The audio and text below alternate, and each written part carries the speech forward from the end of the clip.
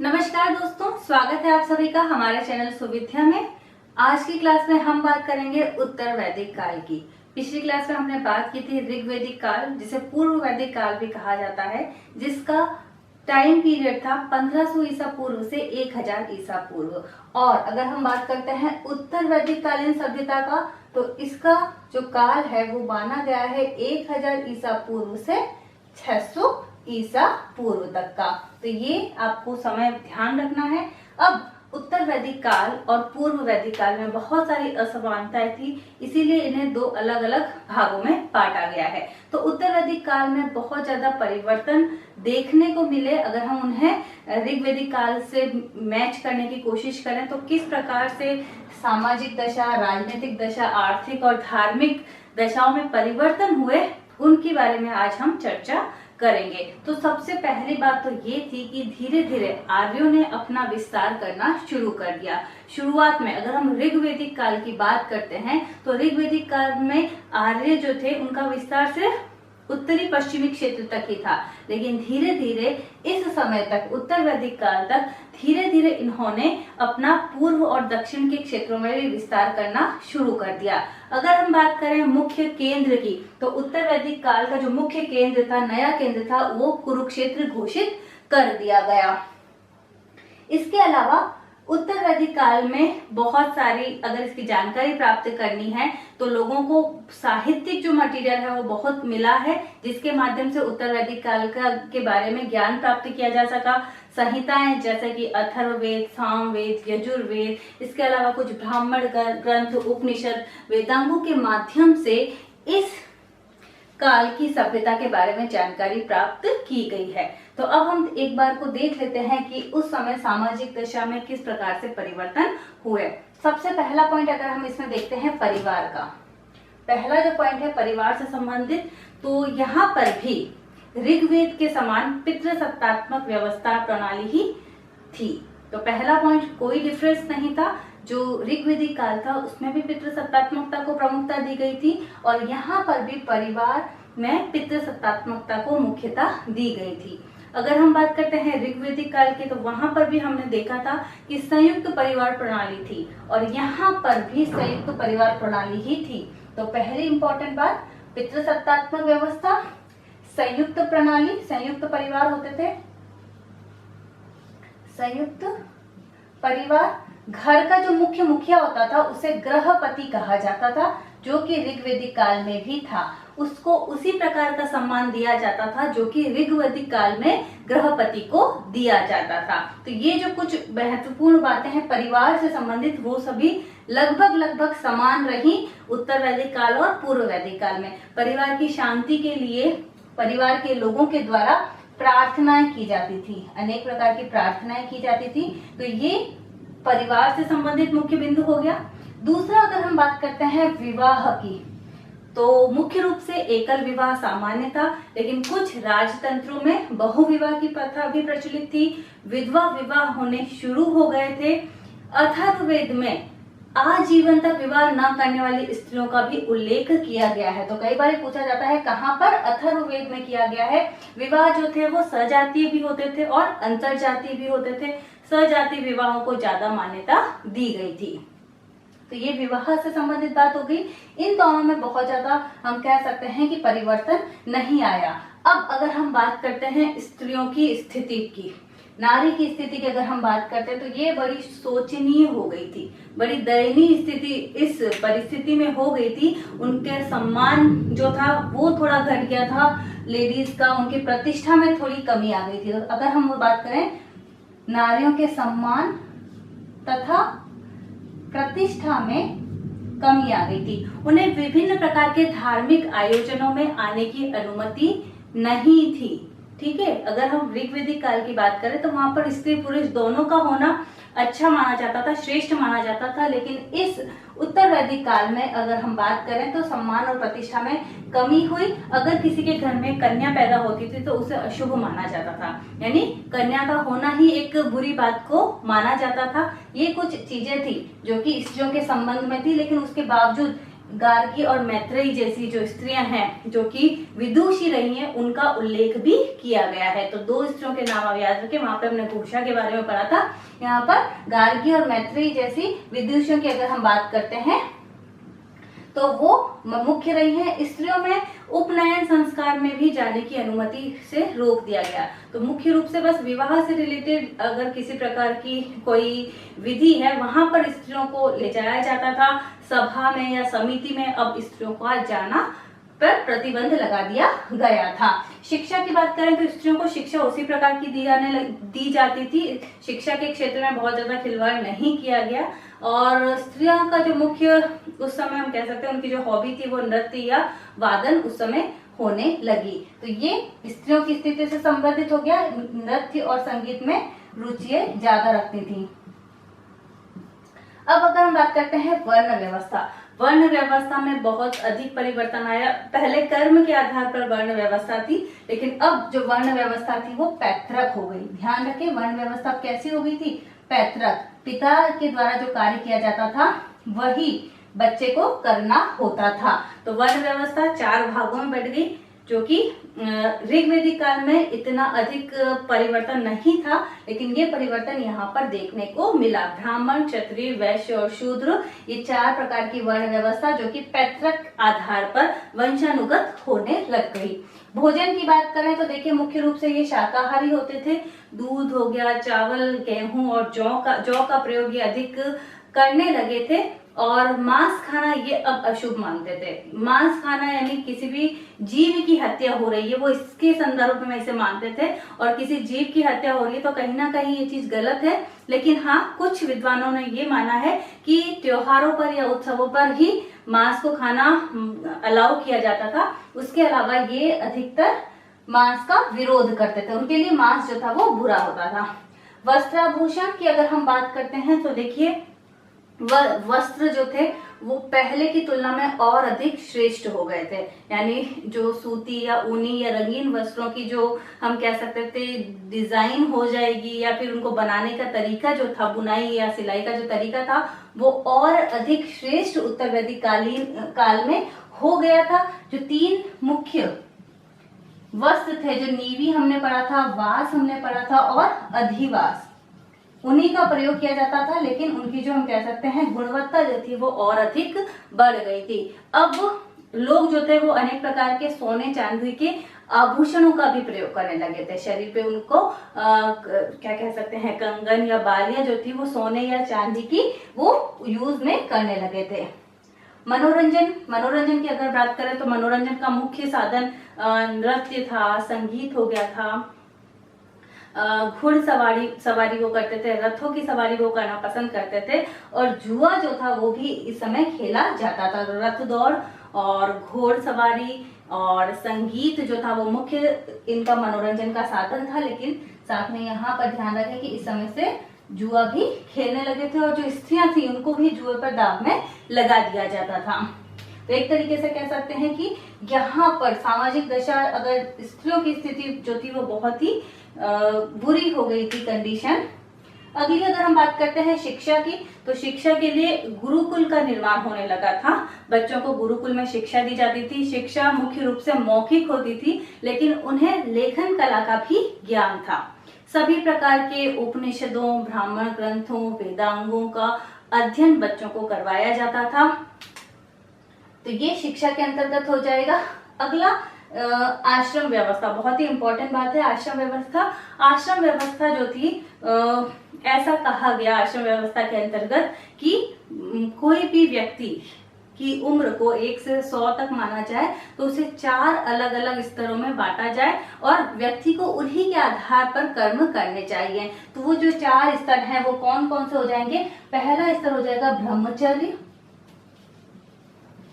पहला हो जाएगा ब्रह्मचर्य, जिसमें बच्चा जो है अपनी पढ़ाई पूरी करेगा। ब्रह्मचर्य अवस्था जो होगी उसमें बच्चा इस व्यवस्था में अपनी पढ़ाई करेगा। दूसरा हो जाएगा गृहस्थ, जिसमें व्यक्ति के द्वारा विवाह और संतानोत्पत्ति का कार्य किया जाएगा। उसके बाद हो जाएगा वानप्रस्थ, जिसमें वन की ओर गमन व्यक्ति के द्वारा किया जाएगा। और लास्ट में हो जाएगा संन्यास। संन्यास जो है वो सभी प्रकार की मोह माया का त्याग करते ना संन्यास के अंतर्गत आ जाता था। तो 1 से 100 को वर्षों तक की अगर व्यक्ति की आयु है तो वो ब्रह्मचर्य, गृहस्थ, वानप्रस्थ और संन्यास, इन 4 स्तरों के आधार पर उसे अपना जीवन जीना होता था और ये स्त्री और पुरुष दोनों के लिए जरूरी था। तो ये सारी बातें तो हो गई सामाजिक दशा से संबंधित। संयुक्त परिवार होते थे, जो घर का मुखिया है वो गृहपति कहलाता था, परिवार की शांति के लिए प्रार्थनाएं की जाती थी और पितृसत्तात्मक व्यवस्था यहाँ पर देखी गई थी। विवाह जो थे वो सजाति, अंतरजाति दोनों प्रकार के विवाह होते थे। एकल विवाह भी मुख्यतः पाया जाता था, लेकिन कुछ उच्च कुलों में बहुविवाह भी देखा गया। यहाँ पर विधवा विवाह की जो प्रथा थी वो भी प्रचलित थी।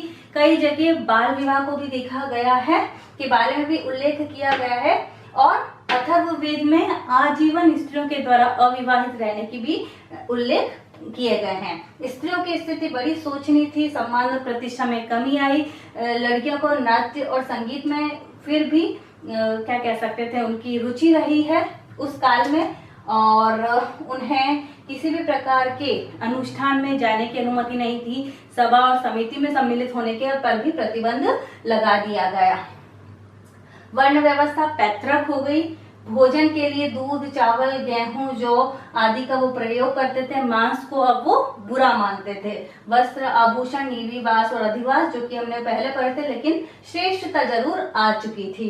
नृत्य में मनोरंजन में नृत्य और संगीत मुख्य थे। रथ दौड़ और घुड़सवारी और जुआ मनोरंजन के साधन हो चुके थे। कई प्रकार के वाद्य यंत्रों का भी प्रयोग किया जाने लगा था। शिक्षा की बात करें तो शिक्षा गुरुकुल में की जाती थी, मौखिक शिक्षा थी और राज्य के को बहुत ही इंपॉर्टेंट बताकर बच्चे को पढ़ाया जाता था। आश्रम व्यवस्था 4 भागों में बांटी गई, ब्रह्मचर्य, गृहस्थ, वानप्रस्थ और संन्यास। तो ये सारी बातें हो जाएंगी सामाजिक दशा में। अब हम आगे बढ़ते हैं, राजनीतिक दशा की बात करते हैं। तो देखिए, उत्तर वैदिक काल में लोहे की जानकारी हुई। लोहे धातु की जानकारी होने से आर्थिक व्यवस्था जो थी वो बहुत ज्यादा सुदृढ़ हो गई। उस वजह से हम कह सकते हैं कि सामाजिक दशा भी सुधर गई, आर्थिक दशा भी सुधर गई। तो ये कहीं ना कहीं एक मुख्य कारण रहा। लोहे के बारे में, लोहे की खोज होना एक बहुत ही इंपॉर्टेंट इसका फैक्टर हम कह सकते हैं। तो राजनीतिक दशा की अगर हम बात करते हैं तो धीरे धीरे साम्राज्यवाद जो था वो फैलने लगा और इसे कुछ पॉइंट्स में मैं बांटूंगी। पहला पॉइंट हो जाएगा राज्य का स्वरूप। तो अब राज्य का स्वरूप जो था वो थोड़ा विस्तृत हो चुका था। अब राज्य जो है उसके कुछ जो मुख्य राज्य थे वो कौन से हो जाएंगे? कुरु, पांचाल, मगध, कलिंग और अवंती। ये हम कह सकते हैं कि राज्य के कुछ महत्वपूर्ण राज्य थे। कुछ महत्वपूर्ण राज्य थे। राज्य के द्वारा अनेक प्रकार के यज्ञ कराए जाने लगे। अश्वमेध यज्ञ कराया गया, राजसूय यज्ञ कराया गया, वाजपेयी यज्ञ जो थे वो राज्य के द्वारा कराए जाने लगे। राज्य के राजा के अधिकार, ठीक है, राजा के अधिकार की अगर हम बात करें तो राजा जो था वो मुख्य रूप से पैतृक या वंश, भाई एक राजा है फिर उसका ज्येष्ठ पुत्र राजा बनेगा। इस प्रकार से इस प्रणाली के आधार पर राजा बनने लगे। राजा के अधिकार जो थे वो धीरे धीरे बढ़ने लगे। अब राजा को अनेक नामों से पुकारा जाता। राजा भी कहा जाता, अधिराजा भी कहा जाता, राजाधिराज कहा जाने लगा, एक राज कहा जाता या सम्राट नाम से राजा को कहा जाने लगा। राज्याभिषेक में राजा का जब अभिषेक किया जाता था तो अब अधिक लोग जो थे वो राज्याभिषेक में आते थे। राजा का मुख्य काम क्या होता था? राजा का मुख्य काम होता था कि निष्पक्ष रूप से प्रजा का, अगर किसी प्रकार की न्याय है तो न्याय प्रणाली जो है वो निष्पक्ष रूप से, सुचारू रूप से चले।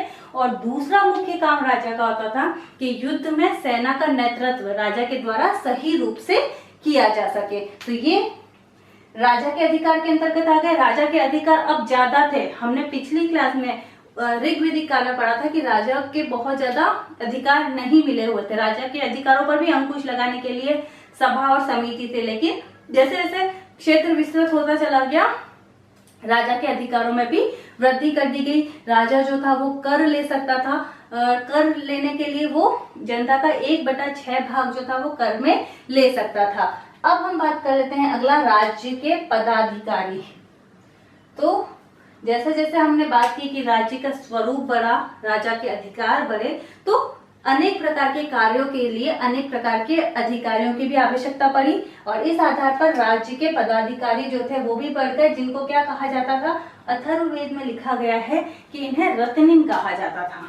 इन्हें क्या कहा जाता था, रत्निन के द्वारा इन्हें बोला जाता था। सभा तथा समिति, देखिए सभा और समिति जैसा कि मैंने पिछली क्लास में बताया था कि राजा के अधिकारों को पर अंकुश लगाने के लिए सभा और समिति बनाई गई थी। तो ये सभा और समिति धीरे धीरे इनका जो महत्व था वो कम होता चला गया, तो इनका महत्व थोड़ा डाउन हुआ है। हाँ, फिर भी कई बार सभा का प्रयोग किया जाता था। जो कुछ उच्च मामले होते थे तो सभा में कुछ राजा के निजी लोग रहते थे, समिति में जनसाधारण लोग रहते थे। ये ध्यान रखें, सभा में कुछ सदस्य होते थे और बड़े मुद्दे जो होते हैं, बड़े राजनीतिक मुद्दों पर सभा में बात की जाती थी और समिति जो थी वो जनसाधारण के द्वारा की जाने वाली चर्चाएं इसके अंतर्गत आती थी। तो पर ओवरऑल देखा जाए तो पूर्व वैदिक काल से सभा और समिति का जो महत्व था उत्तर वैदिक काल में घट गया था, कम हो गया था। न्याय व्यवस्था की अगर हम बात करते थे तो राजा जो था न्याय के लिए सर्वोच्च अधिकारी था। ध्यान रखें, न्याय के लिए सर्वोच्च अधिकारी राजा होता था और राजा की हेल्प करने के लिए, राजा के सहयोग की न्यायाधीश होते थे, जिन्हें क्या कहा जाता था, स्थापति। इनको क्या कहा जाता था, स्थापति कहा जाता था। अगर गांव में छोटे मोटे अगर मुद्दे हैं तो वो ग्राम्यवादी या फिर पंचायत के द्वारा या कई बार सभा में उन्हें सॉल्व कर लिया जाता था। तो ये कुछ महत्वपूर्ण बातें हैं। ब्राह्मणों को न्याय के लिए कुछ विशेष अधिकार दिए गए थे, ये ध्यान रखें। ब्राह्मण जो है उन्हें कुछ विशेष अधिकार दिए गए थे और जो पिता होता था उसे भी अपनी संपत्ति का बंटवारा अपने जीते जी करने का अधिकार था। यानी कह सकते हैं कि पुत्र का अपने संपत्ति पर अधिकार रहता था, पिता की संपत्ति पर अधिकार रहता था, लेकिन पुत्रियों को संपत्ति में से कुछ नहीं मिलता था। तो ये सारी बातें न्याय से संबंधित आ जाएंगी। अब हम बात करते हैं आर्थिक दशा। आर्थिक दशा में भी बेहतरीन सुधार हुआ। अगर हम पूर्व वैदिक काल से तुलना करें तो पहले जैसे हमने बात की थी कि पशुपालन जो था वो पूर्व वैदिक काल के आर्यों का महत्वपूर्ण धंधा था, लेकिन इस काल में जो महत्वपूर्ण धंधा था वो क्या हो गया, कृषि हो गया। मुख्य रूप से कृषि के लिए गेहूं, जौ और चावल का प्रयोग जो था वो किया जाने लगे। ध्यान रखें, गेहूं, जौ और चावल का प्रयोग किया जाता था और फसलों की उत्पादकता में वृद्धि की गई, अच्छे बीजों का प्रयोग किया गया, अच्छी नई तकनीकों का प्रयोग जो था, खेती के लिए नई तकनीकों का प्रयोग किया जाने लगा। अब लोगों को खाद का प्रयोग या खाद का मतलब महत्व या खाद कैसी बनाई जाती है इसके बारे में पता चला। सिंचाई की नई तकनीकों का विकास का भी उल्लेख जो है इनके साहित्य में पढ़ने को मिलता है। यानी सिंचाई की भी उच्च कोटि की व्यवस्था जो थी वो उत्तर वैदिक काल में की गई थी। कुछ शब्दों का प्रयोग हुआ है जैसे कि जुताई और जुताई कह सकते हैं और बुवाई कह सकते हैं और एक दो शब्द और जो थे, कटाई जो है वो शब्द आया था, ओसाई। इस प्रकार के शब्दों का भी उल्लेख कृषि के संदर्भ में किया गया है। दूसरा, पशुपालन भी होता था। मुख्य रूप से गाय का पशुपालन, गाय का रखा जाता था और गाय के अलावा हम कह सकते हैं बकरी को, घोड़ों को, भेड़ को रखा जाता था। गाय का होना वैभव को बताता। अगर किसी के घर में जितनी ज्यादा गाय होती थी उस व्यक्ति को उतना ज्यादा वैभवशाली माना जाता था। और अगर राजा किसी का सम्मान भी करना चाहते हैं तो गाय को देकर सम्मान करते थे। यानी गाय का बहुत अधिक महत्व जो है वो माना गया है। उद्योग बहुत अधिक विकसित हुए। सोना, चांदी, तांबा, टिन, इन सभी का विकास जो है, इन सभी के बारे में जानकारी लोगों को होने लगी। उनका प्रयोग अस्त्र शस्त्र और विभिन्न प्रकार के आभूषण बनाने के लिए किया जाने लगा। कई प्रकार के औजार बनाए जाने लगे। तो उद्योगों में भी जबरदस्त हम कह सकते हैं कि बढ़ोतरी हुई। कुम्हार तो थे ही, इसके अलावा कुछ मछुआरे जो थे वो भी थे ही, लेकिन अनेक प्रकार के लोहे की जो हम कह सकते हैं लोहे की जो खोज थी उसने इसमें कहीं ना कहीं बहुत ज्यादा परिवर्तन ला दिया। व्यापार की बात करें तो व्यापार पुनः दो प्रकार का होता था, आंतरिक व्यापार और वैदेशिक व्यापार। आंतरिक व्यापार के लिए अब आर्य यातायात के साधनों का प्रयोग करने लगे थे। लेकिन जो दूर दराज के जो क्षेत्रों में व्यापार करने के लिए समुद्री मार्ग का ही प्रयोग किया जाता था। अब तोलने के लिए बाट का प्रयोग होने लगा था। बहुत इंपॉर्टेंट बात है, तोलने के लिए बाट का प्रयोग किया जाने लगा था। मुद्राओं का प्रयोग अभी तक नहीं होता था। वस्तु विनिमय के द्वारा या फिर गाय को बेचकर चीजों को खरीदा या बेचा जाता था। लेकिन कुछ मुद्राओं के बारे में बताया गया है, जैसे निष्क, शतमान और प्रश्नल, तो कुछ मुद्राओं का प्रचलन भी होने लगा था। तो ये तो कुछ बात हो गई व्यापार से संबंधित। अब हम बात करते हैं धार्मिक दशा की। चौथा पॉइंट है धार्मिक दशा।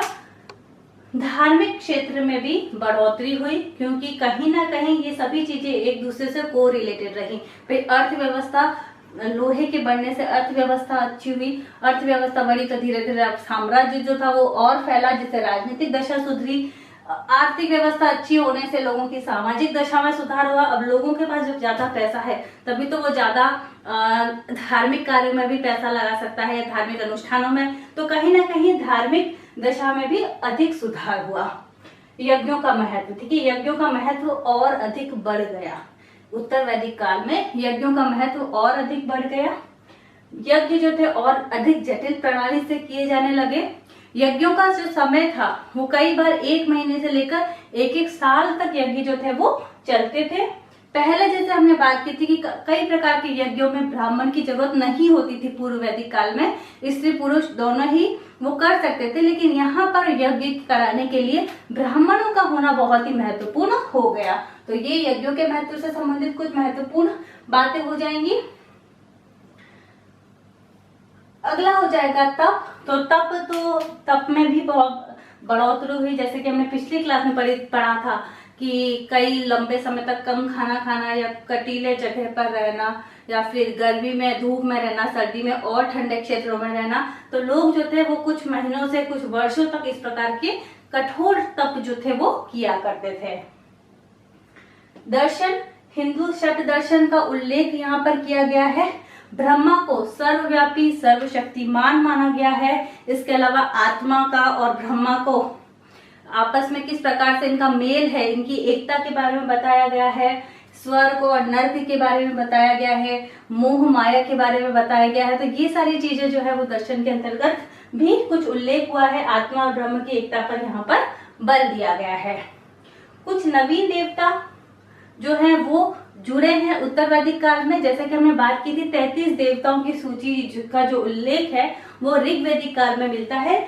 और अगर हम बात करते हैं ऋग्वैदिक काल में, तो ऋग्वैदिक काल में इंद्र और अग्नि जो थे उसको मुख्य देवता माना गया था। लेकिन अगर हम बात करते हैं उत्तर वैदिक काल की, तो शिव को अब मुख्य देवता के रूप में माना जाने लगा। पशुपति जो थे उन्हें उनका महत्व जो था वो और अधिक बढ़ गया, ये हम कह सकते हैं। धार्मिक स्वरूप में भी बढ़ोतरी हुई। अब किसी यज्ञ को करवाने के लिए 17 पुरोहितों की आवश्यकता होती थी। ध्यान रखें, 17 पुरोहितों की आवश्यकता होती थी। कुछ विशेष यज्ञ थे, जैसे कि अश्वमेध यज्ञ हो गया, राजसूय यज्ञ हो गया, वाजपेयी यज्ञ हो गया। ये कुछ महत्वपूर्ण यज्ञ जो थे वो कराए जाने लगे राजा के द्वारा। और ये जो यज्ञ थे वो ब्राह्मणों के द्वारा कराए जाते थे। और ये इतने कठोर होते थे कि एक गृहस्थ के लिए इन यज्ञों को कराना भी दुष्कर हो गया था। तो ये कहीं ना कहीं हम कह सकते हैं कि कुछ चेंजेस आए वैदिक काल के 2 भागों। अगर हम पूर्व वैदिक काल की बात करते हैं और उत्तर वैदिक काल में